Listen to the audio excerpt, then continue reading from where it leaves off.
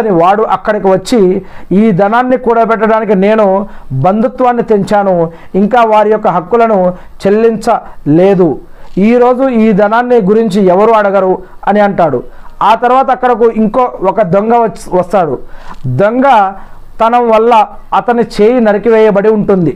అతడు ఈ ధనాన్ని దొంగలించడంలోనే ఈ చేయి నరకబడింది అని అంటాడు. ఇలా ఇటువంటి చాలామంది అక్కడికి వస్తారు. వారిలో ఎవ్వరు కూడా ఆ ధనాన్ని ముట్టుకోలేరు అని ప్రవక్త ముహమ్మద్ సల్లల్లాహు అలైహి వసల్లం గారు చెప్పిన ఒక భవిష్యవాణి గురించి ముస్లిం హదీస్ గ్రంథంలో చెప్పడం జరుగుతూ ఉంది.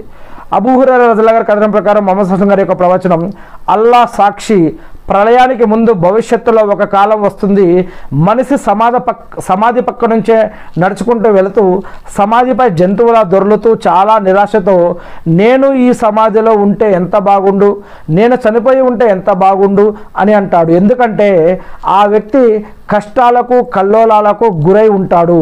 అతడు ఇలా కోరటం అతనికి ధర్మజ్ఞానం లేదని కాదు, అతనికి ధర్మజ్ఞానం ఉంటుంది. కేవలం కష్టాలు ఆపదల వల్ల అతడు అలా ఊహిస్తాడు లేదా అలా భావిస్తాడు అని దీని యొక్క అర్థం అన్నమాట. అంటే ప్రళయానికి ముందు అన్ని రకాల కష్టాలు, నష్టాలు, బాధలు, ఇబ్బందులు, ఉపద్రవాలు, ఇటువంటి అనేక సంఘటనలు జరుగుతాయని ప్రవక్త ముహమ్మద్ సల్లల్లాహు అలైహి వసల్లం గారు తెలియజేశారని ఈ యొక్క హదీసులలో చెప్పడం జరుగుతూ ఉంది. ఇక ఇంకొక హదీస్ ఏంటంటే, అబూ హురైరా రజియల్లాహు గారి కథనం ప్రకారం ప్రవక్త ముహమ్మద్ సల్లల్లాహు అలైహి వసల్లం గారి యొక్క ప్రవచనం, హిజాజ్ నుండి ఒక అగ్నిజ్వాల బహిర్గతం అవుతుంది, దానివల్ల బస్రాలోని వంటలు మెడలకు వెలుగు ప్రాప్తిస్తుంది. అంటే ఈ అగ్నిజ్వాల వెలుగు బస్రా వరకు చేరుతుంది. బస్రా ఇరాక్, షామ్ దేశంలో ఒక పట్టణం పేరు. అబూ సయీద్ ఖుద్రీ రజియల్లాహు గారి కథనం ప్రకారం ప్రవక్త ముహమ్మద్ సల్లల్లాహు అలైహి వసల్లం గారి యొక్క ప్రవచనం, మదీనా సంతతి నుండి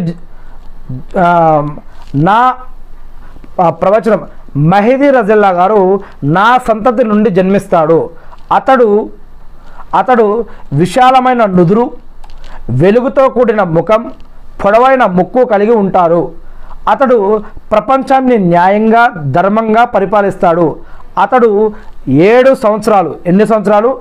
7 సంవత్సరాలు అతడు పరిపాలిస్తాడు అని ప్రవక్త ముహమ్మద్ సల్లల్లాహు అలైహి వసల్లం గారు చెప్పారు అని అబూ దావూద్ హదీస్ గ్రంథంలో చెప్పడం జరుగుతూ ఉంది.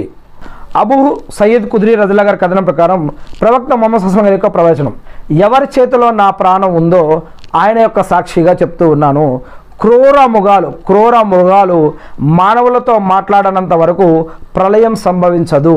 అంటే ప్రళయానికి ముందు అడవి జంతువులు, క్రూర మృగాలు మానవులతో మాట్లాడతాయి. చివరి భాగం కొరడా యొక్క